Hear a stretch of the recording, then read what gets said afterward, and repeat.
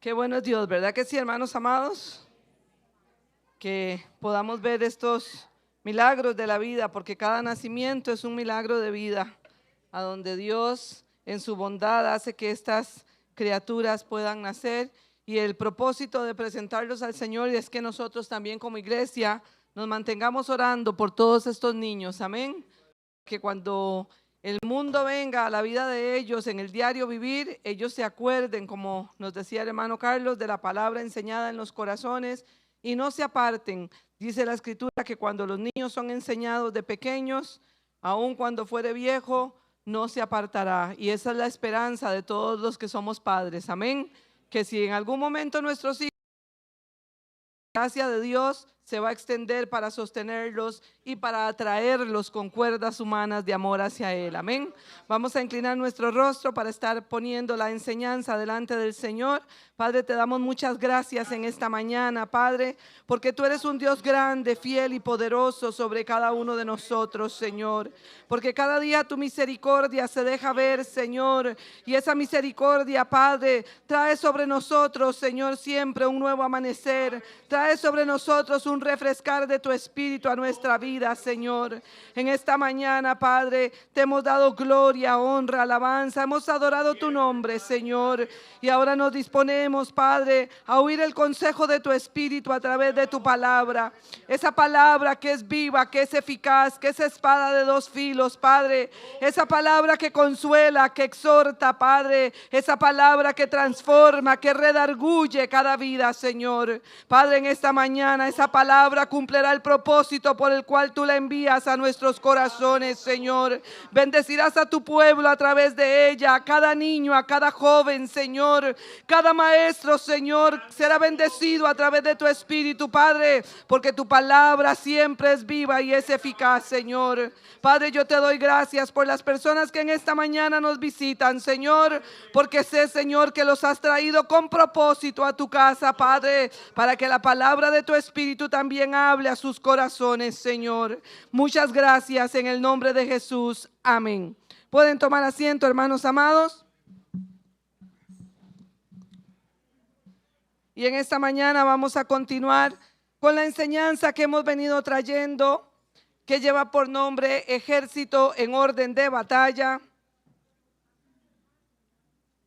donde hemos estado estudiando, hermanos amados, cómo un ejército viene a prepararse para poder nosotros, como ejército del Señor, entender cuál es el propósito de pelear las batallas nuestras continuamente.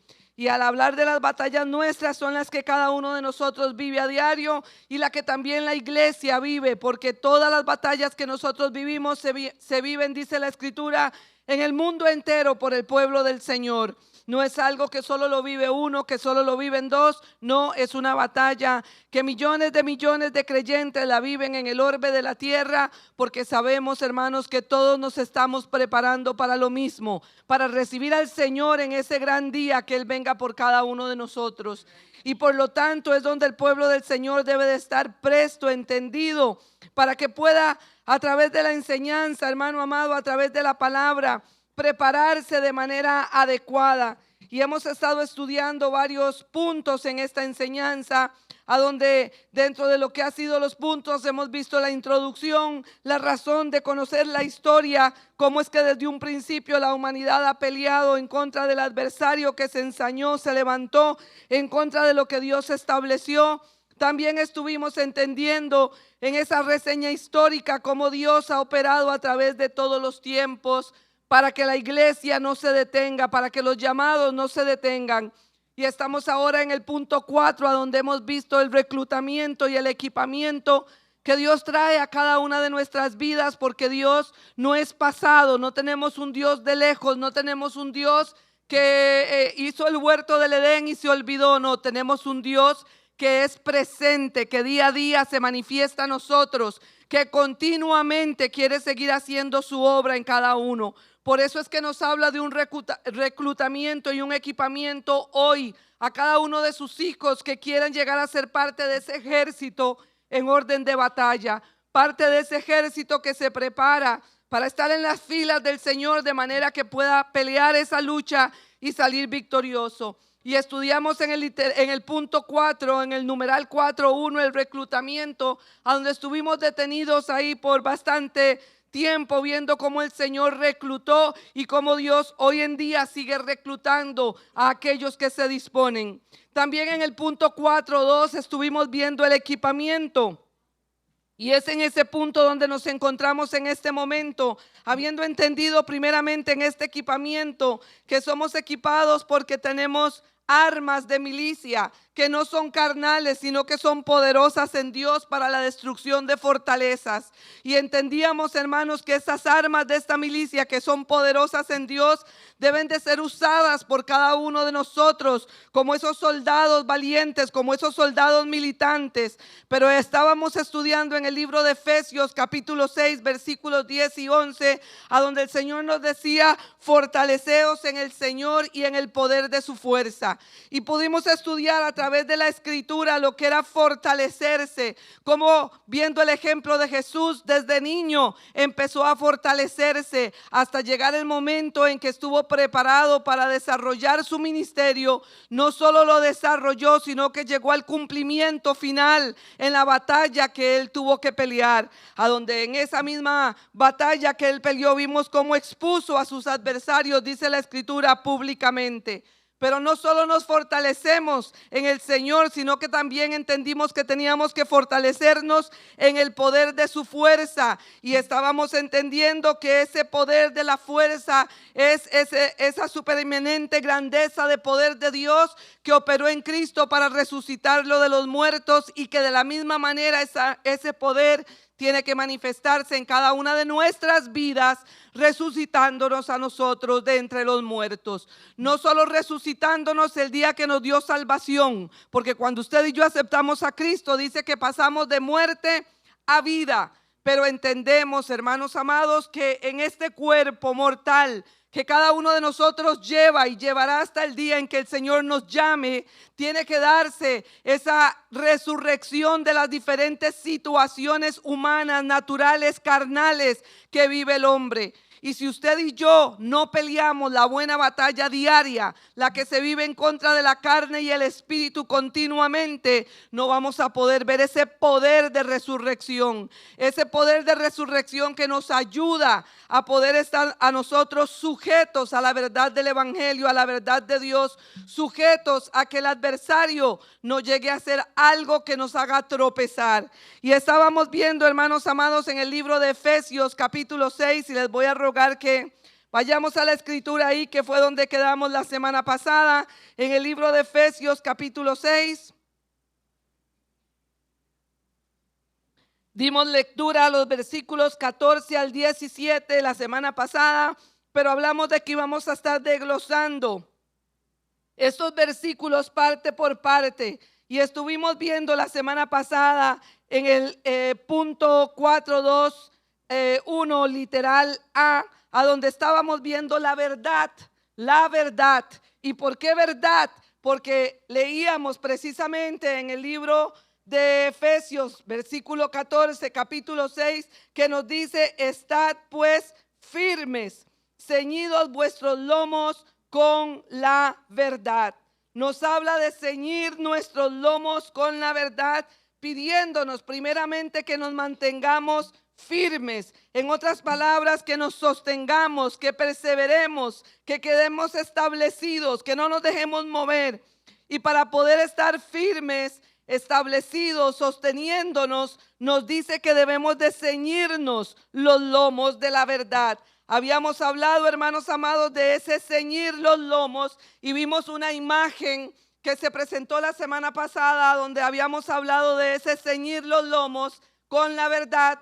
Si me la pueden proyectar. ¿Se acuerdan que la semana pasada les dije que también íbamos a estar viendo lo que era no solo la forma en que se ceñían los lomos el pueblo de Israel en el tiempo antiguo, sino que íbamos a estar viendo lo que era ceñirse los lomos de acuerdo también a lo que es la armadura romana, que muy probable es parte de lo que en este caso Pablo estaba usando mencionó para ejemplificar, porque recordemos que el imperio romano era el que tenía gobernado a las naciones en aquella época. Entonces la semana pasada vimos cómo se ceñía los lomos el pueblo antiguo. ¿Recuerdan? La agilidad para levantarse, arremangar, como decía ahí, la bata y tener una forma muy específica para poderla amarrar de manera que les pudiera dar a ellos libertad de movimiento. Ahora, cuando vemos acá esta otra imagen, estamos viendo lo que es ese cinto que usaba el pueblo romano, ya específicamente el ejército. Ese cinto que ustedes ven ahí no lo andaba cualquier persona, solamente lo usaban los soldados, ese tipo de cinto que vemos. ¿Y qué simbolizaba para los soldados usar ese cinto? ¿Qué simbolizaba para ellos o cuáles eran las razones? Uno, porque era parte de la preparación para la batalla. Les ayudaba también a amarrar su túnica, a ponerla en una posición donde ellos tuvieran libertad de movimiento, algo parecido al anterior. Nada más que la túnica de ellos no era con el mismo largo, sin embargo la ajustaban dependiendo de lo que ellos necesitaran con ese cinto. También cuando ellos se ponían el cinto, significaba que iban a estar listos para poder entrar en combate, porque el cinto en el caso de la armadura romana no solamente era para poder ajustarse la parte de la bata o la parte del vestido, la parte que utilizaban ellos, sino que con ese cinto se llegaba a poder meter la espada y el puñal que ellos debían usar para ir a la guerra. Entonces, cuando ellos se ponían el cinto, empezaban a armarse, a ceñirse para lo que venía. Ahí estamos viendo un soldado romano con su cinto. Sin embargo, usted no lo ve ahí con la espada ni con el puñal, ¿verdad? Porque ahí estaba apenas preparándose para poder ir a la batalla. ¿Vamos entendiendo? Ahí está apenas poniéndose ese cinto que lo ciñe, que lo sostiene y que, como ustedes pueden ver en la imagen, es un cinto que era hecho de cuero bastante fuerte, forjado, y encima algunos tenían o tachones de mismo cuero adelante en esas cintas que cuelgan, o algunos eran de metal, que como bien hablamos la semana pasada, también ayudaban a proteger las partes que los ayudaban a ellos a procrearse. Hacía que por lo menos a la hora de que los fueran a atacar, pudieran tener algo de defensa para esa parte. No era la única, como vamos a estudiar más adelante, pero era parte también de resguardar, porque vimos lo importante de ceñirse. Ceñirse nos ayuda a poder procrear también. Recuerdan, a resguardar nuestra parte de procrear. Entonces, vamos a ver acá que en esta parte de este cinto, de ceñirse el cinto, igual se usaba para sostener la bata, para amarrársela, para que la túnica quedara bien acomodada, para que no se les fuera a mover y les diera libertad de movimiento, y también para poder empezar a alistarse ya metiendo su espada, como dije antes, o metiendo el puñal. Ambos se usaban ahí para aprestarse a la guerra. Entonces, habíamos estudiado la semana pasada, hermanos amados, que el Señor quería que nosotros estuviésemos con este cinto de la verdad. Y cuando hablábamos de la verdad, vimos lo que era ser fiel, lo que era ser verdadero, lo que era poder nosotros entender la parte de la doctrina, de la profesión que nosotros manejamos. Ahí estamos viendo lo que es lomos. Lomos dice que es una afinidad de la parte cadera, por extensión el poder procreativo. Después viene la palabra verdad, si mal no estoy la tienen por ahí. Y la palabra verdad dice que es ser fiel, verdadero. Vea que dice que en doctrina y profesión, o sea, decir verdad, verdadero. ¿Qué significa que usted y yo empecemos a ceñirnos con la armadura? Empezar a ceñirse, como dije anteriormente, es empezar a prepararse para lo que va a venir. Empezar a saber que tengo que ponerme en los lomos, lo que me sostenga para que me dé agilidad de movimiento. Por eso nos dice que tenemos que estar ceñidos. Y hablábamos de esa verdad, hablando de la doctrina y profesión. Y cuando hablamos de doctrina y profesión es en lo que creemos, en lo que profesamos. Si yo les pregunto a ustedes, levanten la mano los que se dicen ser cristianos, que es seguidores de Cristo en este momento. Si les preguntara, estoy casi segura que si no el 100%, el 99% de la iglesia la levantaría. O sea que el 99% de la iglesia de este lugar diría: yo conozco la verdad. Al levantar la mano y decir soy cristiano, usted está aseverando que usted conoce la verdad, que conoce el evangelio. No solo asevera que lo conoce, sino que tiene que tener esa profesión, lo ha profesado. O sea, profesar algo es que darlo a conocer verbalmente, decirlo, identificarse como. De hecho, la mayoría de nosotros nos identificamos ante familiares, amigos, compañeros de trabajo como cristianos. ¿Qué pasa? Que ceñirse de la verdad es que yo pueda ser fiel y sostener la doctrina y esa profesión en todo momento. Y por eso es que es tan importante que usted y yo nos ciñamos, porque a veces, hermanos, a veces cuando esté el momento de situación difícil, de adversidad, usted se ha dicho cristiano, pero cuando tiene que sostener la fe, cuando tiene que sostener la verdad, cuando tiene que sostener la doctrina, no la sostiene. Es lo que hablábamos viéndonos en el libro de los Salmos. ¿Recuerdan? En el Salmo 15, ¿quién habitará en tu tabernáculo y quién entrará a tu monte santo? El íntegro, porque alguien que sostiene la verdad tiene que integridad. Y decía ahí ese salmo en el versículo 4, en la parte B: aquel que aunque jure en daño en contra suyo, no por eso cambia. Y veíamos que ese jurar en contra mía, daño en contra mía, es que yo tengo que sostener la verdad a pesar de las consecuencias que me pueda traer. Que puse ejemplos: si quebré esto, yo no puedo decir apareció roto, no sé quién fue. No, el que vaya y mantenga la verdad, es decir, yo rompí eso y asumo las consecuencias. Entonces, ahí me estoy ciñendo de la verdad. ¿Recuerdan, hermanos?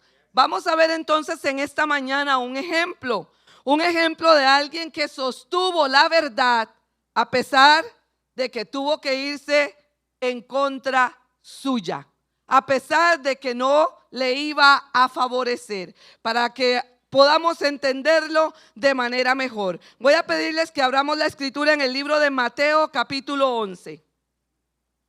Les recuerdo que esto es una escuela dominical. Si a usted no le queda claro el tema, usted está en libertad de preguntar o también podría ampliar para todos nosotros cualquier parte del tema. Mateo 11. Leo para ustedes del versículo 2 al 9. ¿Lo tienen? Dice así la escritura: y al oír Juan en la cárcel los hechos de Cristo, le envió 2 de sus discípulos para preguntarle: ¿eres tú aquel que había de venir o esperamos a otro? Respondiendo Jesús les dijo: id y haced saber a Juan las cosas que oís y veis. Los ciegos ven, los cojos andan, los leprosos son limpiados, los sordos oyen, los muertos son resucitados y a los pobres es anunciado el evangelio. Bienaventurado es aquel que no halle tropiezo en mí. Mientras ellos se iban, comenzó Jesús a decir de Juan a la gente: ¿qué salisteis a ver al desierto? ¿Una caña sacudida por el viento? ¿O qué salisteis a ver? ¿A un hombre cubierto de vestiduras delicadas? He aquí los que llevan vestiduras delicadas en las casas de los reyes están. Pero, ¿qué salisteis a ver? ¿A un profeta? Sí, os digo, y más que profeta. Y lo dejamos ahí. Juan el Bautista. ¿Y por qué vamos a desglosar esta vivencia o esta experiencia de nuestro hermano Juan? Porque, hermanos amados, Juan fue un discípulo que habló la verdad, que conocía la verdad. Si nosotros conocemos la historia, dice la escritura que Zacarías, ministrando la oración en el templo, siendo su esposa Elizabeth estéril y siendo ambos viejos, no teniendo la oportunidad ya de tener hijos, porque además de la esterilidad de ella, los dos eran de edad avanzada, estando él ministrando la oración, se le apareció un ángel y le dijo: tu esposa concebirá y llamarás el nombre del niño Zacarías. Juan. A Zacarías le dijo, gracias. Y llamarás el nombre del niño Juan. Y le dijo que él era el que iba a preceder el camino del Señor. Y sabemos, hermanos amados, que cuando terminó el tiempo de la administración, Juan volvió a su casa de la administración de la oración, porque no era una hora de culto como nosotros, no, ellos se separaban semanas que les tocaba ministrar por turnos. Usted y yo nos quejamos porque venimos a una reunión, o porque nos tenemos que quedar después de un culto, o porque qué pereza, o porque ¿por qué los domingos? Ellos tenían que dejar a su familia e irse a trasladar al cuarto que tenían los sacerdotes y se quedaban ahí ministrando todo el tiempo. Ese es el precio de querer ser un sacerdote. No todo el mundo está dispuesto a pagarlo, porque es duro. Y vean que Juan, siendo viejo, yo siempre he dicho, se le aparece un ángel y le dice: te voy a dar hijo. Zacarías le dices: te voy a dar un hijo. Y siendo que lo ha deseado toda la vida, hubiera dejado el ministerio botado y se va corriendo donde su mujer a hacer el trabajito para que ella engendre. ¿Sí o no? Le tocó quedarse ministrando hasta el final. La profecía de que iba a tener un hijo no alteró el compromiso de servicio que él tenía. Cumplido el tiempo de él, se devolvió a su casa y concibió, en este caso Elizabeth, de él esa criatura. Y la historia nos dice que cuando María llegó, que ya se le había dicho a María, ella concibió y María abrazó a Elizabeth. Dice que este niño fue lleno del Espíritu Santo desde el vientre. No hablando de Jesús, hablando de Juan. ¿Ok? ¿Y qué nos dice la palabra de Juan? Bueno, nos dice relativamente poco. No sabemos cómo fue la niñez de Juan. Lo que sí sabemos es que cuando ya él tuvo capacidad, dice que habitó en los desiertos, que se fue a los desiertos, que vestía un manto y de camello con un cinto y que comía langostas. Y cuando hablamos de langostas estamos hablando de lo que típicamente nosotros llamamos chapulines, para que me entiendan, si no sabían. O sea, llegó a aislarse, se puede decir, del mundo para vivir en lugares difíciles, pero él se preparó. Se preparó a tal punto, hermanos amados, que la escritura nos dice, llegó el momento en que él salió y empezó a recorrer y a predicar. Viene uno que va a bautizar en Espíritu Santo y fuego. Y dice que Juan, hermanos amados, si nosotros vemos tanto Marcos, Mateo como el libro de Juan, nos habla de que él salía y le decía a los fariseos: víboras, serpientes, arrepentíos. O sea que él sostenía la verdad, él sostenía la doctrina de una manera contundente, de una manera fuerte. Él no era un predicador del evangelio liviano. No venía y decía: si ustedes quieren arrepentirse, puede ser que hay oportunidad de salvación. Vea, Dios no juzga a nadie. Dios es amor y misericordia. Las puertas del cielo están ampliamente abiertas. esa no era la predicación de Juan. La predicación de Juan era: arrepentíos porque el reino de los cielos se acerca. Arrepentíos, que implica, hermanos amados, llegar a un punto a donde usted dé un giro, pero no un giro de 360, es un giro de 180. En otras palabras, dar la espalda, dejar atrás, olvidar. Ese tipo de arrepentimiento era el que Juan llamaba. Y hermanos, dice que la gente hacía fila para bautizarse, oyendo el mensaje. Y los mismos fariseos llegaban y, a pesar de que les decía víboras, serpientes, sepulcros blanqueados, arrepiéntanse, no dejaban de hacer fila porque conocían que lo que hablaba era la verdad. Conocían que lo que decía era real. Pero ¿qué pasa, hermanos? Llega el momento en que no solamente llegaron los fariseos y todos los que se arrepentían. ¿Quién se paró en la fila? Jesús. Jesús, antes de comenzar su ministerio, se paró en la fila.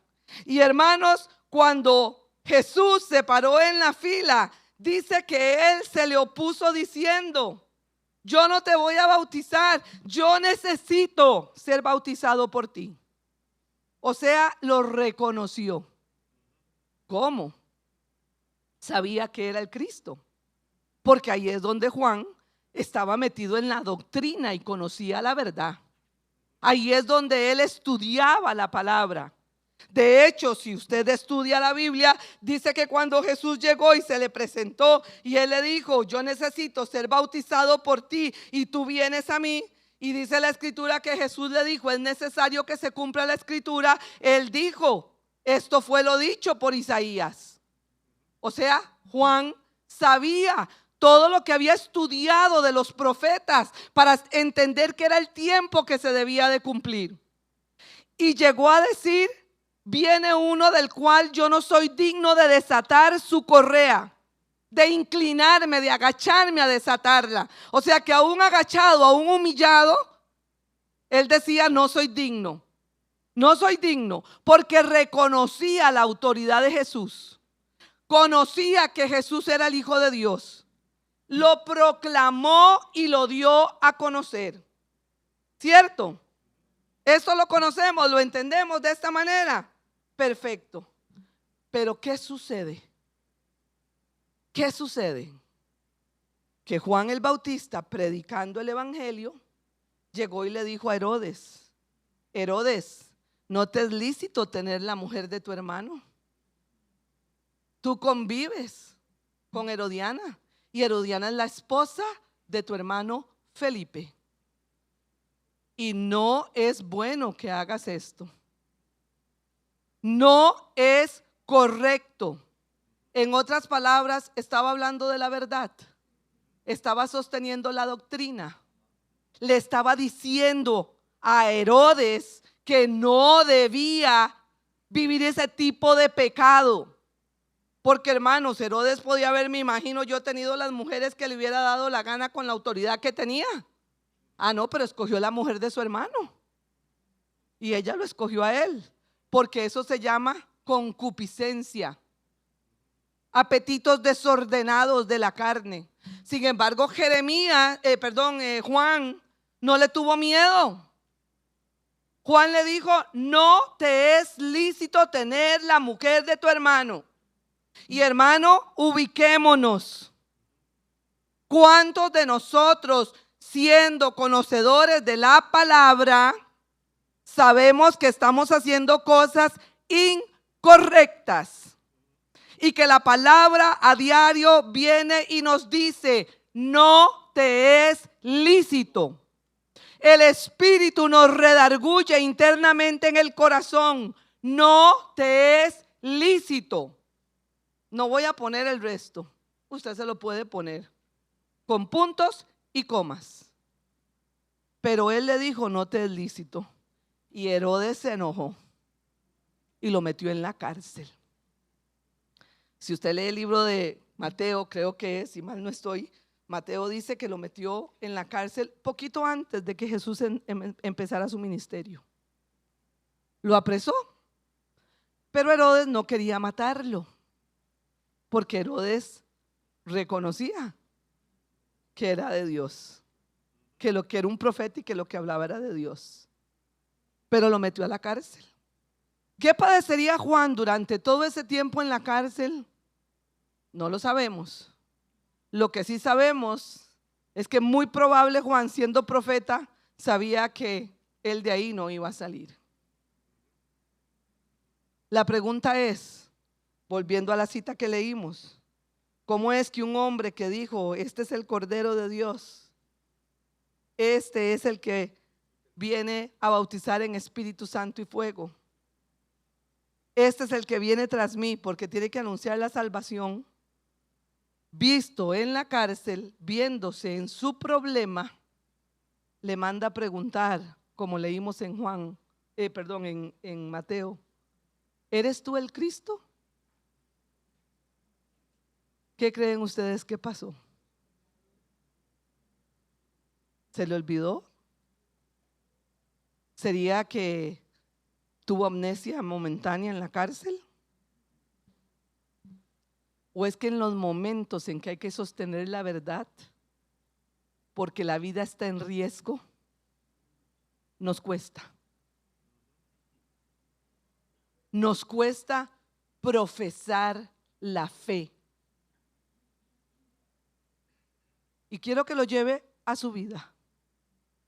Usted sabe cuántas cárceles o en cuántos calabozos lo ha metido en algún momento Satanás. Porque lo que estudiábamos la semana pasada decía que el propósito de ceñirse de la verdad era ¿para qué? ¿Alguno que me acuerde? ¿Para qué? La cita que leímos. ¿Para qué? Para vencer las acechanzas. ¿Recuerdan? Y acechanzas quería decir trucos, trampas. ¿Usted se ha visto en un calabozo porque Satanás le ha puesto una trampa como hijo de Dios? Ahora, cuando usted está en ese calabozo, en ese aprieto, y reitero, lamentablemente nuestros calabozos no son como el que estuvo Juan. Lo pone en un calabozo cuando usted está con amigos divirtiéndose. Lo pone en un calabozo cuando usted empieza a tener esos apetitos desordenados y le cede a su carne. Lo pone en un calabozo cuando el menosprecio se vuelve jefe de su vida y lo gobierna. Lo pone en un menosprecio cuando la enfermedad lo toca y usted piensa que por eso la vida ya no tiene sentido. Se vuelve un calabozo cuando usted vive aferrado al miedo, sin entender que por encima del temor que podamos tener, yo tengo que seguir profesando la verdad. Juan estuvo en ese calabozo y lo estuvo literal. Y cuando él se vio que estaba preso, hermanos amados, él dijo: ¿qué será que vale la pena que yo muera por este? ¿Será que vale la pena que yo entregue mi vida? ¿Que deje que me maten? Después de haber predicado y predicado y predicado, arrepentidos, después de haber predicado a los fariseos víboras, cuando se vio preso, mandó a 2 de sus discípulos y les dijo: pregúntenle si en verdad él es el Cristo o si viene otro que sea mayor que él. Cuando usted está en ese calabozo, cuando viene la tentación, cuando le ponen la droga enfrente, usted no sostiene la verdad. Cuando le viene el adulterio, usted no sostiene la verdad. Cuando le viene el chisme, usted no sostiene la verdad. Porque aunque usted sabe y yo sabemos como Juan quién es el Cristo, no queremos morir. ¿Y qué es morir? Si es la droga, no la tomo. Si es el adulterio, no me es lícito.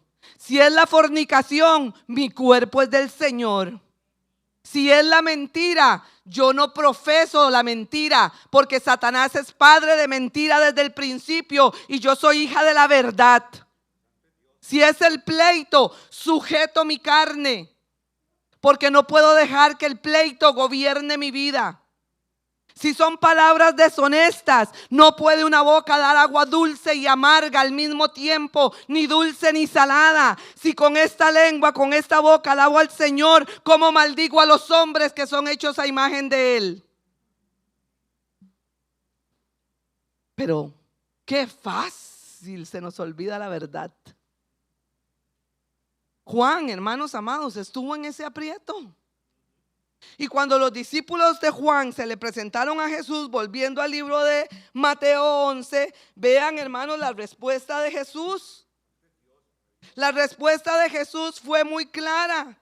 La respuesta de Jesús les dijo: id y hacer saber a Juan lo que oís y lo que veis. Cristo le dijo: por supuesto, vaya, dígale a Juan que yo soy el Cristo. Claro, dígale a Juan que él mismo me bautizó. Dígale a Juan que él vio descender el Espíritu Santo en forma de paloma sobre mí y que oyó la voz como la oí yo: este es mi Hijo amado en el que tengo complacencia. Esa fue la respuesta de Jesús para Juan. Esa no fue la respuesta de Jesús para Juan. La respuesta de Jesús para Juan fue: vayan y díganle lo que ustedes ven y oyen. Hablen del testimonio. Hablen de lo que se puede lograr cuando una persona entiende lo que es tener un encuentro con el Señor Jesucristo. Y la respuesta que les dijo fue: díganle, los ciegos ven, los cojos andan, los muertos son resucitados y a los pobres es anunciado el evangelio.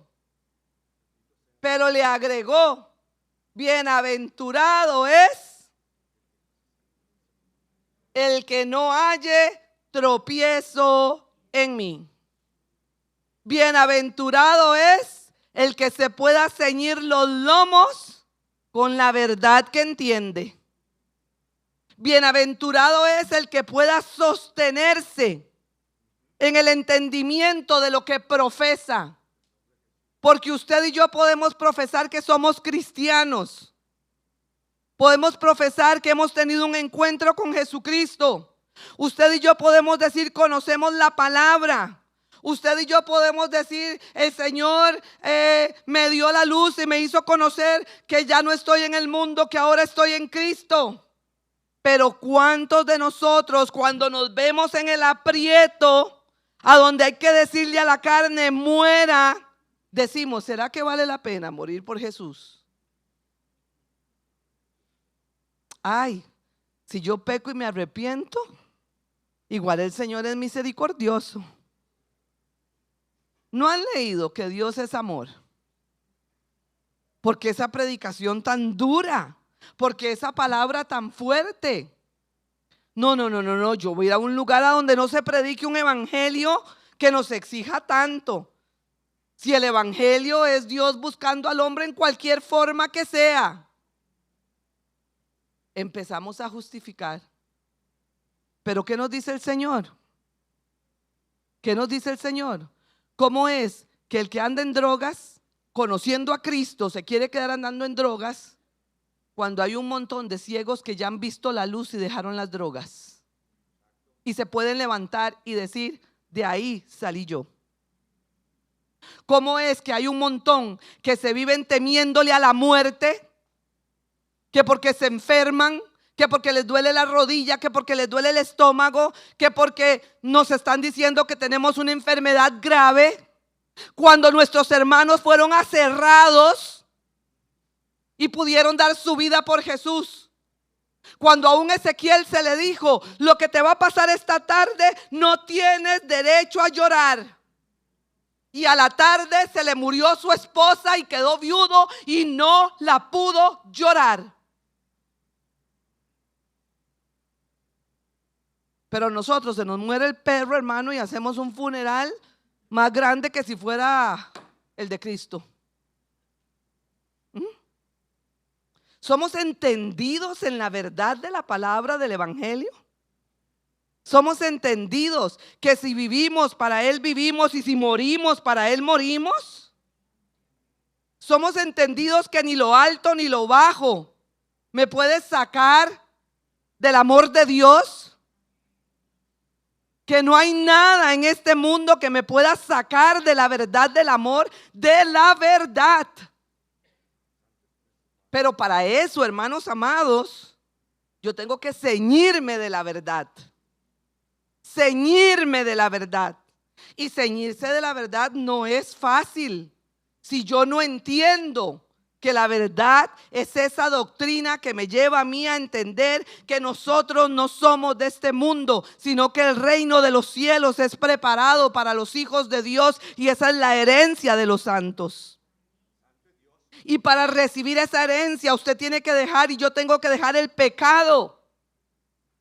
Tengo que dejar aquellas cosas, hermanos amados, que no le agradan a Dios. Que como le dijo el Señor a Herodes a través de Juan, no te es lícito.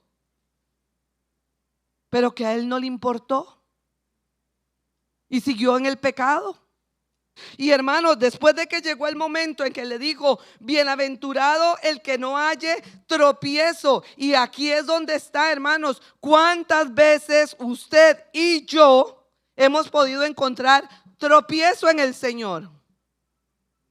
Y usted me va a decir, pero ¿cómo Cristo va a ser mi tropiezo? ¿Sí?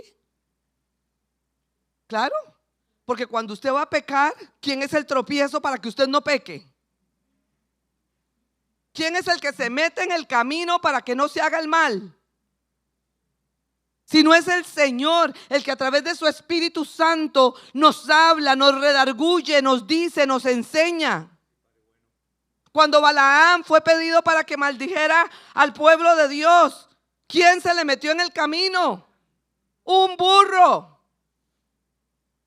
Que era Dios para que él parara y no siguiera. Que se tuvo que voltear después de varias veces que el otro le dio leño para que caminara y decirle, ¿no ves que el ángel de Jehová está delante mío y no me deja pasar? ¿Quién era el tropiezo de Balaam para que él no siguiera maldiciendo al pueblo? Dios.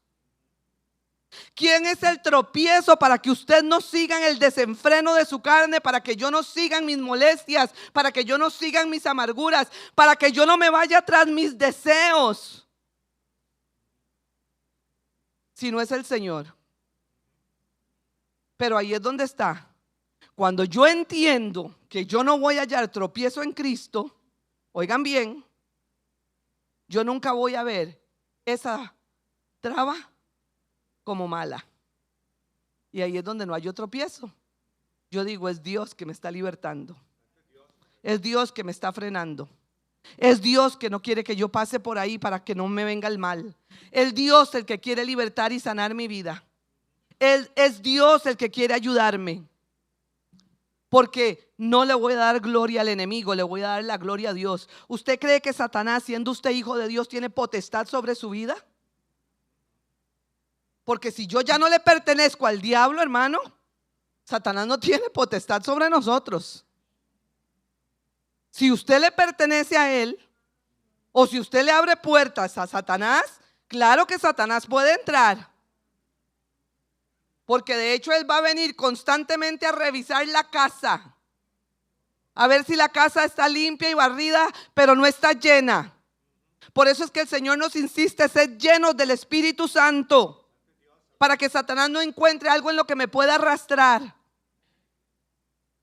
Pero si la casa no está llena, el enemigo puede venir a hacer. Pero si la casa está llena, Satanás no tiene autoridad sobre nuestra vida. Satanás no le puede poner a usted una enfermedad. Satanás no le puede poner a usted, qué sé yo, el que le vaya bien o mal. Nosotros somos hijos de Dios. Y todo lo que vivimos viene porque en la soberanía de Dios sabe que lo necesitamos. ¿Cuántas veces usted ha pensado que algo que está viviendo es injusto?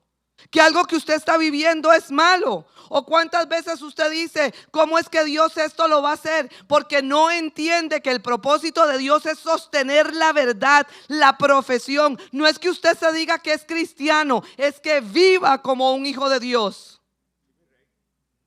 Viva como uno que profesa el evangelio. Se abstenga de prácticas de carne.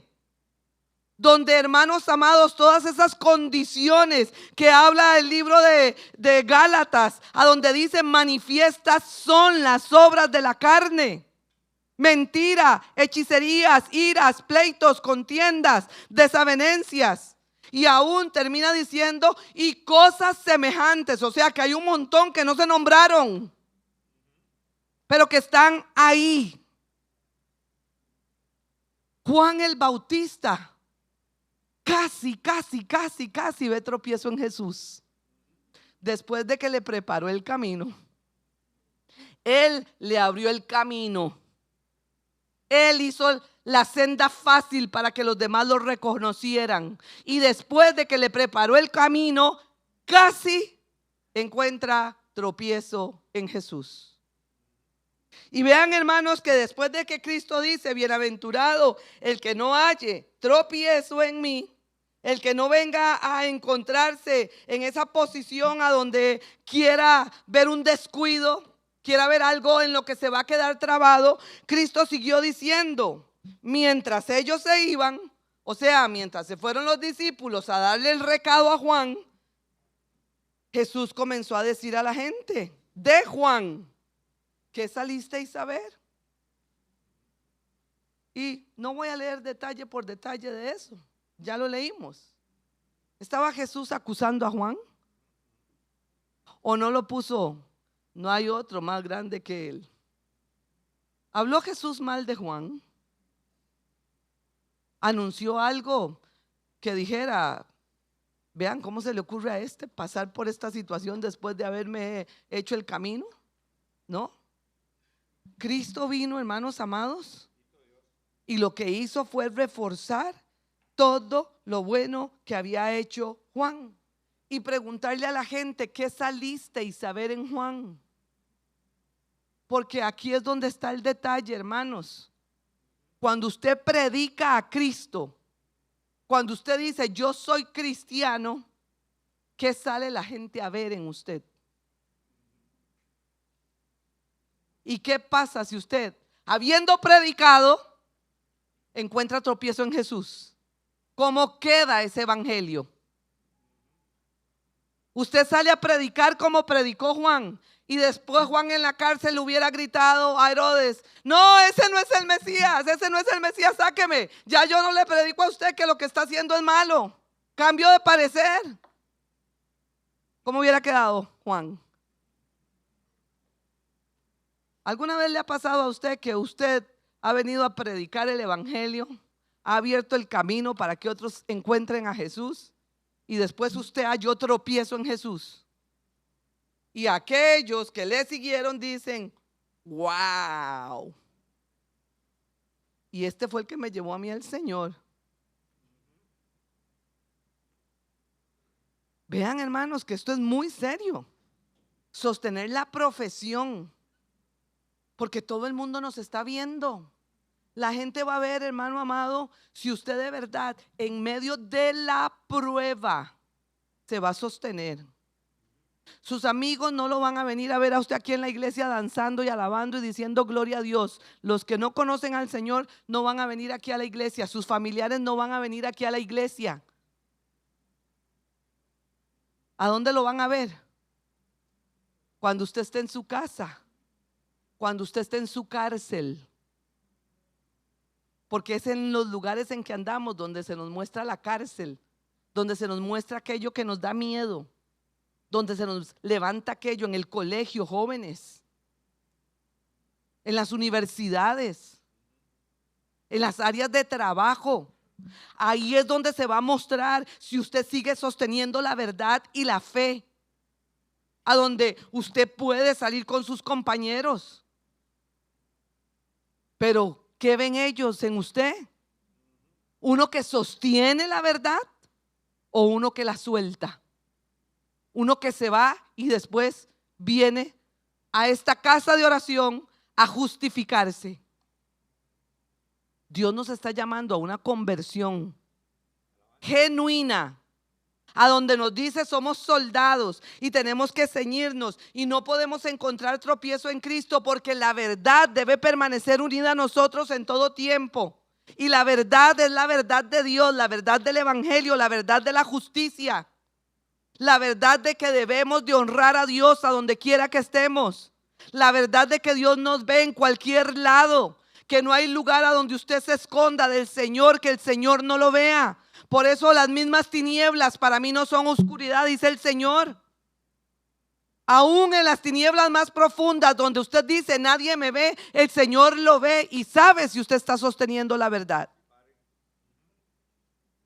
Y ahí es donde, hermanos amados, en este caso nuestro hermano Juan llegó, hermanos amados, a poder saber que él, en el versículo 10 dice que Cristo dijo: este es de quien está escrito, he aquí yo envío mi mensajero delante de tu faz, el cual preparará tu camino delante de ti. O sea, Cristo dijo, Él es el que anunció el camino para mí. Ahora, ¿qué tuvo que hacer Juan? Y si usted es lector de la palabra, usted sabe el fin de Juan.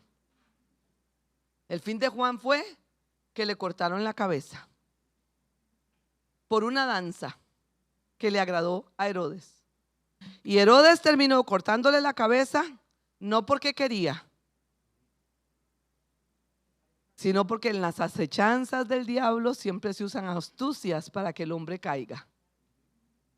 Porque Herodiana, que era la mujer del hermano de Felipe, tenía una hija. Y si usted lee la palabra en el libro de Juan, dice que Herodiana había entrenado a su hija. Cuando ella bailó y le gustó a Herodes la danza que hizo, el baile que hizo, ponga mucha atención, hermano, porque cuando nosotros vamos por ahí y vemos que se nos hacen bailes que nos agradan, que nos llaman la atención, que nos atraen, el Señor nos dijo el miércoles, los deseos de la vida, lo que ven los ojos en el mundo. Si usted lo ve que le baila, pero ¿sabe qué es lo que le va a pedir que sacrifique? Y dice que Herodes le dijo: yo te doy la mitad de mi reino, pide lo que quieras. Vea lo que estaba dispuesto a darle, la mitad del reino. Y ella le dijo: la cabeza de Juan en un plato. Eso es todo. Porque usted cree que Satanás quiere la materia. Satanás ya tiene los reinos de este mundo. El hombre los entregó en mano de él. Satanás quiere las vidas espirituales de usted y mía. Satanás quiere arrastrar a los hombres a la muerte juntamente con él. Satanás lo que quiere es destrucción para la humanidad. La quiso desde el principio, desde que era luz bella. Quiso sentarse en el corazón del hombre para empezar a reinar. Pero hermanos, Juan, aunque tuvo un momento de duda, sostuvo la verdad al final. La sostuvo al punto de decidir morir por la verdad. Cuando usted está siendo enfrentado, vamos a tener el temple de Juan. Vamos a decidir morir. Y en este momento, hermanos, y digo en este momento, no nos están pidiendo la cabeza.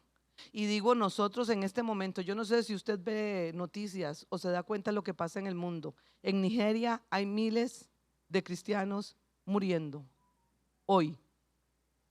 Pastores fieles que están siendo sacrificados, literalmente. La gente a veces no lee esas noticias porque Satanás los tiene metidos en TikTok y un montón de cosas y no saben por qué orar. Ore por los hermanos de Nigeria. Están muriendo. Creyentes como usted y como yo. A usted todavía no nos está tocando el cuerpo Satanás. Pero el pecado, cuando Satanás le dice a los jóvenes: obedezcan a vuestros padres, entregan la cabeza y no hayan tropiezo, mueren. como Juan, sosteniendo la verdad. Mi deseo es rebelarme en contra de mi mamá. Mi deseo es rebelarme en contra de mi papá. Pero voy a morir como Juan porque sostengo la verdad y la Biblia me dice: obedeced a vuestros padres. Cuando nosotros, hermanos, vivimos en el diario vivir, vea su problema, vea su situación actual. Lo que usted viva, yo no lo sé porque no conozco la vida de cada uno, pero sí sé que todos tenemos una lucha. Eso sí lo conozco, porque si usted como cristiano me dice que se levanta un día sin lucha, yo le digo: cómprese el ataúd porque ya se muere. Está listo. Así de sencillo. El cristiano que me diga que se levantó sin lucha un día, ese cristiano o ya está listo para irse con el Señor o es Cristo. Le falta el resto.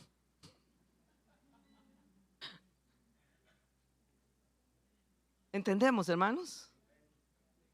Tenemos que empezar a sostener la verdad con fidelidad y con integridad para poder nosotros estar seguros que estamos peleando correctamente el evangelio del Señor. Si podemos entender esto, todos tenemos una cárcel. Todos podemos mandar a decirle: Señor, ¿eres tú el Cristo? Pero todos vamos a oír. Vean lo que sucede. Oigan lo que se dice. ¿Y por qué vuelvo a decir vean lo que sucede? Porque, hermanos amados, problema que usted tenga, que usted diga es que no puedo con esto, yo le aseguro que en la Biblia está la respuesta. Pero además aquí habemos muchos testigos de cosas similares que hemos vivido y que hasta el día de hoy la fe nos sostiene en pie. Si oyéramos el testimonio de cada hermano, si usted pudiera sentarse a escuchar la vida y la situación, no solo del pasado, no estoy hablando de dónde nos sacó, porque a todos el Señor nos sacó de podredumbre llaga. Usted no me puede decir es que cuando yo andaba en el mundo, como decía una hermana, era tan bueno mi esposo que lo único que le faltaba era Cristo. Y discúlpeme, pero le faltaba todo. Y en el momento en que nosotros no tengamos a Cristo, somos podrida llaga de aquí a los pies. Usted no se puede justificar que usted antes de venir a Cristo no era tan malo como otros. Es que Dios no hace excepción de pecados. Y la muerte, el pecado nos separaba de Dios. A todos por igual. Así usted fuera, no sé, el que se paraba todos los días así con cara de mártir. Si no tenía a Cristo necesitaba salvación. Pero oigamos los testimonios después de haber aceptado a Jesús. Testimonios que, como le digo, están en la escritura por muchos de nuestros hermanos. ¿Qué cree usted que pudo haber pensado Esteban cuando dice la escritura, hermanos, que lo apedrearon porque él les decía: esto hizo Dios con Moisés, y les recitó todo lo que el Señor hizo de Moisés hasta ese tiempo? ¿Cómo conocía la Biblia que le recitó desde Moisés hasta esa época? ¿Cómo se preparó? Y siendo apedreado, hermano, apedreado por todos los que lo rodearon, Saulo, consintiendo, levantó sus ojos al cielo y le dijo: Señor, perdónalos porque no saben lo que hacen, y expiró. Y usted oye que el hermano Eric habló mal de mí y me voy de la iglesia porque es que el hermano Eric anda hablando mal de mí.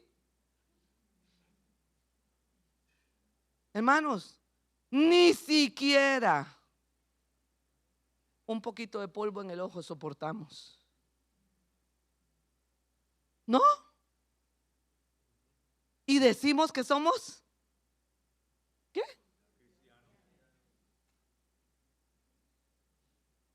¿Qué soportó Esteban? Hablamos de los consiervos, mal. Hablamos de los hermanos, hablamos de los ministerios. Y ahí es donde yo digo, damos gracias a Dios por tener la libertad de un lugar a donde reunirnos. Damos gracias a Dios por tener gente que nos cuida.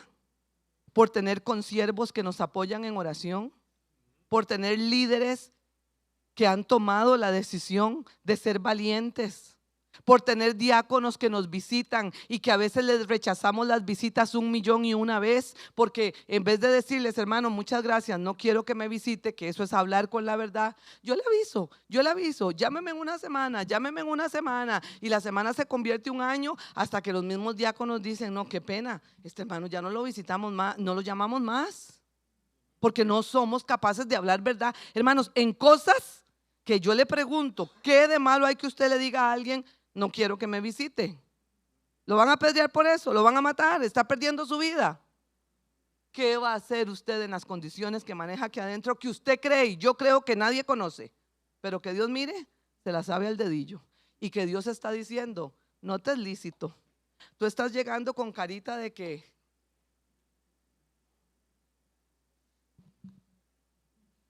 pero no te es lícito. Aunque pongas esa carita, aunque nadie lo sepa, no te es lícito. No te es lícito, porque no estás guardando la verdad. Obreros de la casa del Señor, miembros de Iglesia del Renuevo, padres, hijos, esposos, solteros, adultos mayores, aquí no hay diferencia. Hay que sostener la verdad del evangelio.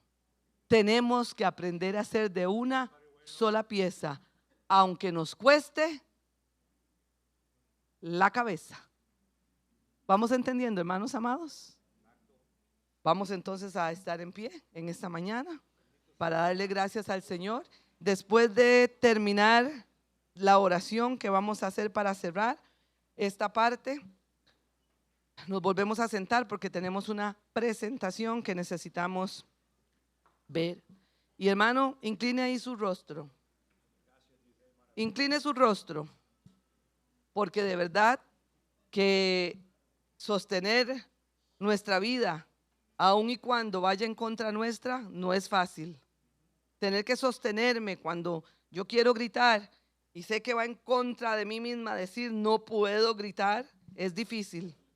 Tener que decir, Señor, ¿de verdad vale la pena morir por esto? Y oír la voz de Dios, como le dijo a Juan el Bautista a través de sus discípulos, Jesús, vaya y díganle lo que ustedes oyen, lo que ustedes ven. Este momento, hermanos, es un momento donde usted tiene que entender que el reino de los cielos sufre violencia. Sufre violencia. Para Juan, sufrió una violencia impresionante. De hecho, si usted lee los evangelios, dice desde el tiempo de Juan hasta ahora el reino de los cielos sufre violencia. Sufre violencia. Es violento tener que morir. Es violento tener que dar la vida por Jesús. Pero es necesario si queremos sostener la verdad y levantarnos como un nuevo hombre en Cristo Jesús. Señor, en esta mañana estamos delante de tu presencia, Padre. Tú eres el único, Señor, dador de toda obra buena y perfecta, Padre. El único que puede, Señor, hacernos entender, Padre, lo que implica el evangelio, Señor, lo que implica vestirse de esta armadura, Padre, lo que implica ceñirse los lomos, Señor, empezar a prepararse para la guerra, Padre, empezar a estar presto para pelear, Señor. Porque ceñirse los lomos, Padre, es solamente el inicio de esta vestidura que nos vas a hablar. Señor, que podamos entender que la verdad es imprescindible, Señor, para ser realmente guerreros tuyos, amado Dios. Padre, que no venga, Señor de gloria, ninguna condición humana, Señor, ninguna obra del diablo, Padre, con mentira a nuestra vida. Porque cuando peleamos contigo y nos ceñimos de la verdad, Señor, tú nos has prometido la vida eterna y el reino, Padre. Tú eres el único que nos fortalece, Padre, que nos sostiene. Tú eres el único Jehová que haces que nosotros a través de Cristo Jesús, nuestro Señor, podamos ver las obras maravillosas que has hecho en nuestra vida. Porque no somos los mismos que éramos, Señor. Porque a través de tu verdad tú has ido cambiando nuestro corazón. Cambiaste nuestro pensamiento, Señor. Y estás cambiando nuestras acciones también, Señor. A través de esta verdad, oh Dios, estamos conociendo que hay algo nuevo, Señor, para cada una de nuestras vidas, mejor y mayor de lo que podemos conocer, Señor eterno. Padre, en esta mañana yo pongo a cada joven, Señor, a cada adulto, Padre, a cada hombre, a cada mujer, Señor, a cada adulto mayor, Padre. Mira las batallas, mira las luchas, Señor. Mira, Jehová, cómo el enemigo quiere venir a hacernos dudar. Padre, mira las cárceles que están, Señor, sujetándonos. Esa celda en que estamos presos, Señor. Y lo que tú quieres es que demos nuestra vida por la verdad. Que renunciemos, Jehová, a todo vicio. Que renunciemos a todo enojo, a toda ira, a toda contienda. Que renunciemos a todo temor de la muerte, Señor. Que renunciemos, Señor, a vernos siempre esclavizados, Padre, por la mentira, Padre. Que podamos renunciar, Señor, a toda obra de la carne. Porque las obras de la carne, Señor, no pueden dar fruto en nosotros, eterno Dios. Padre, gracias por tu Hijo Jesucristo. Gracias por la salvación, Señor. Gracias por tu Espíritu Santo, Padre. Porque es con tu Espíritu Santo que somos más que vencedores, Señor. Es a través de tu Espíritu, de tu palabra, Señor, que tú nos enseñas, Señor, provechosamente. Padre, glorifícate, oh Dios eterno, para que podamos dar, Señor, fruto en todo tiempo y estar preparados para el día de tu venida, Señor. Gracias, oh Dios eterno, en el nombre de Jesús. Bendito es el Señor, te damos gracias, Dios. Bueno eres, Señor, para ti la gloria, la honra y la alabanza. Gracias, amado Dios, aleluya. Bendito eres, Señor. Gracias, Jesús. ¿Pueden tomar asiento, hermanos amados?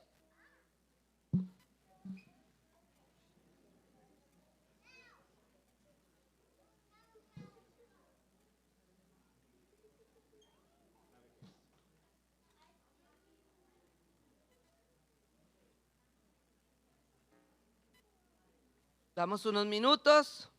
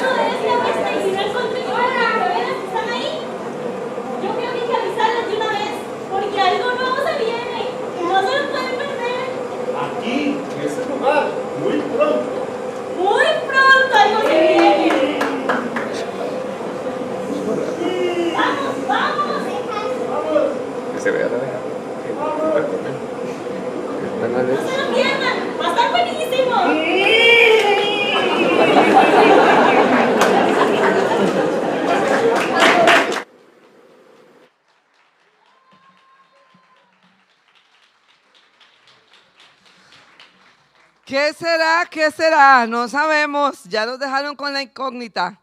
Nada más que tenemos que tener cuidado, porque si no estamos apercibidos, cuidado si las abejas nos atacan. Vamos a ponernos en pie, hermanos amados. Dale gracias al Señor. Y vamos a empezar a orar a ver qué pasa ahí. Ahí tenemos una colmenita, ¿ok? Vamos a esperar a ver qué es lo que Dios nos va a traer. Amén. Señor, te damos muchas gracias por todo lo que estás haciendo por tu iglesia, por tu pueblo, por la disposición de tus hijos. Bendícenos de regreso a nuestros hogares, Señor, para que podamos ir con alegría, con gozo de tu espíritu, amado Rey. Padre, que cada día la el amor y la fraternidad entre unos y otros, Señor, sea bendecida, Señor, a través de la relación que mantenemos en medio de tu casa, Padre. Que al ir a nuestros hogares, Señor, y durante esta semana tu bendición esté con nosotros, que tú nos guardes. Mira, Señor, a tu iglesia en estos tiempos en que se avecinan, Señor, los vientos de diciembre, Señor eterno. Guárdanos para que esos vientos no nos lleven más allá de donde tú quieres, Padre, sino para que quedemos sujetos siempre con la verdad. Guárdanos de todo peligro, Señor. Mira que el mundo, Señor, se convulsiona, pero tu iglesia debe de estar firme en la verdad, Señor. Que no seamos enredados, Señor. Que el peligro, Señor, aún en las carreteras, a través de todo lo que se vive, Señor, sea, Señor, tu misericordia sobre nosotros, Señor, sabiendo que los tiempos son difíciles. Guarda a nuestros niños en particular, Señor, a nuestros jóvenes, Padre. Que ninguno de ellos se vea afectado, Señor, sino que tu gracia lo proteja. En el nombre de Jesús. Amén. Dios les bendiga, hermanos. Salúdense en el amor del Señor. Que la bendición de Dios sea sobre sus vidas.